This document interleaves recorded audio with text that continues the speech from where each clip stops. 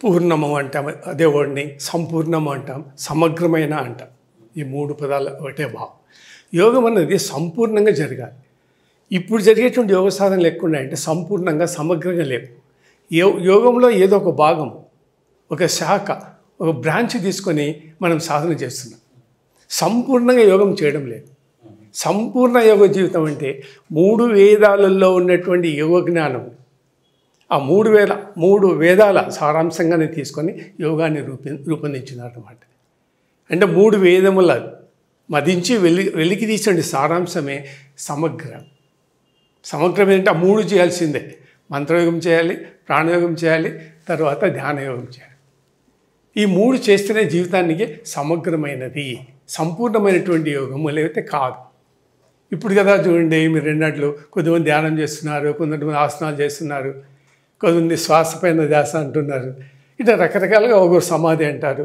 ఇవన్నీ చిన్న చిన్న భాగాలే యోగంలో. యోగం అనేది వెరీ బ్రాడ్ కాంప్రహెన్షన్, మన మొత్తం జీవితం అంతా కవర్ అవుతుంది.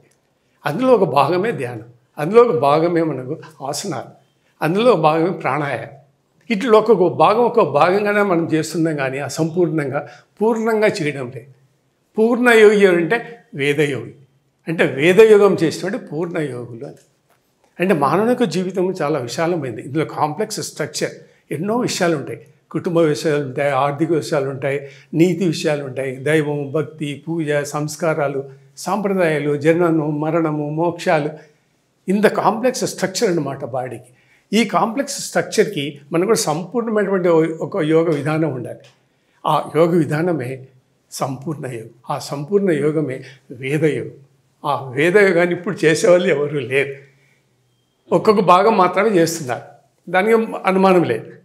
ఎన్నో లక్షల కోట్ల మంది ధ్యానం చేస్తున్నారు, లక్షల కోట్ల మంది ఆసనాలు వేస్తున్నారు. అయిన ఫిజికల్, భౌతికం, ఎక్స్టర్నల్ అనమాట. అయిన బాహ్య స్ఫుటలు, బాహ్యం కనపడకూడదు, నువ్వు అంతర్మనే జరగాలి.